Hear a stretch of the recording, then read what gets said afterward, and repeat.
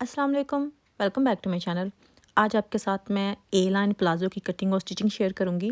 इसकी शर्ट जो है ऑलरेडी मैं लास्ट टाइम शेयर कर चुकी हूं। अगर आपने नहीं देखी तो लिंक मैं आपको दे दूंगी। बेहद प्यारी शर्ट है। अगर आपने वो शर्ट बनानी है जो कि यहाँ पे अभी आप देख सकते हैं, तो उसके साथ इस तरह का प्लाज़ो भी बहुत सूट करेगा। ठीक है, तो चलें अभी कपड़े की तरफ चलते हैं। तो मैंने 2 पीसेस लिए हैं, दोनों साइड्स के ही, और दोनों को मैंने फ़ोल्ड करके इस तरह से रख लिया है। जो बंद साइड है वो मेरी तरफ है और जो खुली साइड है यानी कि कन्नी वाली साइड है ना, वो अपोजिट साइड पे है। ठीक है, अभी मैं आपको इसकी लेंथ और विड्थ जो है वो भी बता देती हूँ।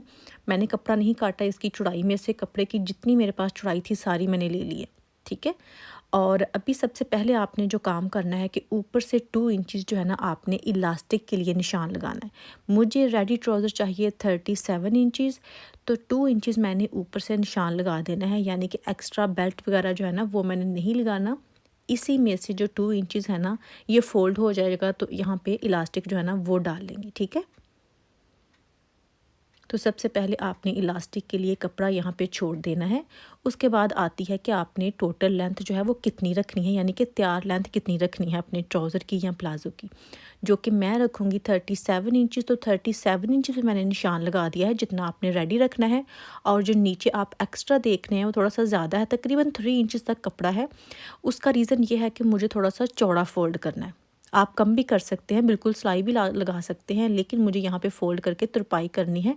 उससे फिनिशिंग जो है ना वो ज़्यादा नीट आती है अगर आप ज़्यादा चौड़ा फ़ोल्ड करें तो। अभी ऊपर से छोड़ के इलास्टिक के लिए मेरे पास जो बचा है, नीचे भी मैंने फ़ोल्ड कर लिया है, 37 इंचेस बचा है। ठीक है, उसके बाद आती है कि इसकी चौड़ाई मेरे पास कितनी है।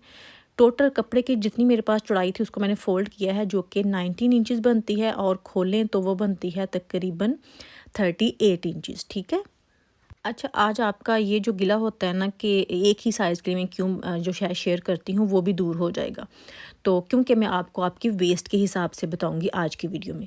अभी कपड़े की चौड़ाई जितनी भी मेरे पास थी उसका हाफ़ आपने ले लेना है। 19 इंचेस चौड़ाई थी तो उसका हाफ़ बनता है 9.5 इंचेस, यानी कि आपने कपड़े को दरमियान पे निशान लगा लेना है। ठीक है, चाहे तो आप मेजर करके निशान लगा लें, चाहे आप फ़ोल्ड करके निशान लगा लें, वो आपकी मर्ज़ी है, लेकिन आपने कपड़े का सेंटर लेना है। जिस तरह से ये मैंने सेंटर लिया है ना, 9.5 इंचेस एक साइड पे कपड़ा होगा और 9.5 इंचेस ही एक साइड पे कपड़ा होगा, तो सेंटर में मैंने निशान लगा लिया। मैंने नीचे तक यानी कि पांचे तक निशान नहीं लगाया, जितना मुझे चाहिए था मैंने उतना ही लगाया है। अभी बारी आती है कि आपने ऊपर से इसको कितना खुला रखना है। मैंने अपनी जहाँ पे मैं अपनी शलवार बांधती हूँ या ट्राउज़र बांधती हूँ ना, वहाँ पे मैंने ये जो मेजरिंग टेप है ना, इसको रख के अपने गिर्द घुमाया, तो फिर मेजर करके देखा तो वो बनती है, मेरी जितनी भी चौड़ाई है ना वो बनती है 34 इंचेस। ठीक है, आपने अपनी मेजर करनी है कि आप जहाँ पे शलवार बांधते हैं वो कितनी है, यानी कि फुल गुलाई जो है ना आपने वो लेनी है कि आपकी टोटल कितनी बनती है। मेरी 34 है, उसका हाफ बनता है 17 इंचेस। तो आपने 17 इंचेस को भी एक बार फिर से फ़ोल्ड करना है, यानी कि आपने 4 फ़ोल्ड करके देखना है कि टोटल वो कितना बनता है। ठीक है, तो मेरा अगर फ़ोल्ड करें तो वो बनता है 8.5 इंचेस, यानी कि 17 बनता है 34 का हाफ़, और फिर 17 का हाफ़ जो है ना वो बनता है 8.5 इंचेस। ठीक है, तो हमने क्या करना है कि 8.5 इंचेस में, क्योंकि वो बिल्कुल फिट होता है जिस तरह से वो रेडीमेड ट्राउज़र होते हैं जो कि स्मार्ट टेलरिंग ट्राउज़र होते हैं वो वाले, लेकिन हमने क्योंकि इतना तंग नहीं रखना, तो आपने क्या करना है कि 8.5 इंचेस में, यानी कि जितना भी आपका 4 पार्ट बनता है ना, उसमें आपने 2 इंचेस या 2.5 इंचेस एक्स्ट्रा ऐड कर लेने हैं। ठीक है, मैंने इसमें 2.5 इंचेस एक्स्ट्रा ऐड किया है और वो बनता है 11 इंचेस। ठीक है, तो 11 इंचेस को यहाँ पे आपने रख के जो है ना निशान लगाना है। अगर आपको इस तरह से नहीं समझ आ रही तो आपने ऐसा करना है कि ऑलरेडी सेंटर में हमने निशान लगाया हुआ है, आधा आपने उसकी एक साइड पे निशान लगाना है और आधा एक साइड पे निशान लगाना है। तो इस तरह से टोटल आपके पास 11 इंचेस जो है ना वो निशान होना चाहिए। ठीक है, तो फिर आपने जो म्यानी लेनी है वो लेनी है, मैं तो लूँगी 12 इंचेस। अगर आप मीडियम है तो आप 13 इंचेस ले लें, लार्ज है तो आप 14 से 15 इंचेस तक जो है ना म्यानी वो ले सकते हैं।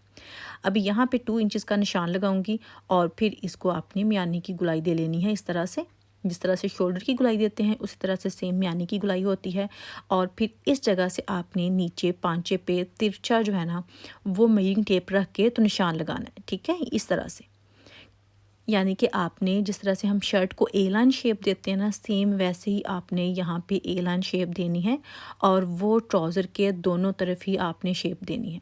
इस तरफ भी आपने दे ली म्यानी वाली साइड पे, और जो दूसरी थी वहाँ पे भी आपने ये देखें इस तरह से मेजरिंग टेप रखनी है, एक ऊपर रखनी है जो कि आपने ये निशान लगाया था, यानी कि 11 इंचज़ तक जहाँ पे आपका बन गया था ना, वो निशान आपने लगाया था, वहाँ से लेके 5 तक आपने जो है इस तरह से इसको अरेब दे लेनी है, यानी कि ए लाइन शेप जो है ना वो आपने ये दे लेनी है। तो ये जो निशान है ना, इसमें कोई भी मार्जिन वगैरह एक्स्ट्रा आपने नहीं छोड़ना, और जब कटिंग करनी है सेम इन निशानों के ऊपर से ही आपने कटिंग कर देनी है, यहाँ पे कोई भी मार्जिन आपने नहीं देना एक्स्ट्रा, ठीक है। तो अभी मैं आपको कटिंग करके भी दिखा देती हूँ। ये प्लाज़ो बनाना मुझे लगता है कि सबसे आसान है, कोई पल्ला जो है वो छोटा बड़ा नहीं है, यानी कि अक्सर ऐसा होता है कि हम जो फ्रंट है वो छोटा रखते हैं, ऊपर से म्यानी वाला तो रखते ही रखते हैं, लेकिन वैसे ही जो फ्रंट वाला हिस्सा है वो ऊपर से लेके नीचे तक सारा छोटा होता है, और जो बैक है वो थोड़ा सा बड़ा होता है। और बहुत सारे जो न्यू हैं सीखने वाले, उनसे जो है ना वो मिस्टेक हो जाती है, समझ नहीं आती क्या करना है। लेकिन ये जो प्लाज़ो है इसमें कोई भी ऐसा मसला नहीं है, दोनों साइड्स पे आपने सेम कटिंग करनी है, छोटा बड़ा कुछ नहीं करना। जस्ट जो इलास्टिक वाला हिस्सा है यानी कि म्यानी का है, वो भी आपकी चॉइस है। यहाँ पे फोर्स बिल्कुल नहीं है कि आपने फ्रंट जो है वो छोटा रखना है और बैक जो है वो बड़ी रखनी है, क्योंकि जो न्यू सीखने वाले हैं वो पहले सीधा ही रख के सिलाई लगा लें, बहुत है। फिर आहिस्ता आहिस्ता जब आप एक्सपर्ट होंगे तो फिर आप छोटा बड़ा जो है ना पल्लू वो कर सकते हैं, वो आपकी मर्ज़ी है।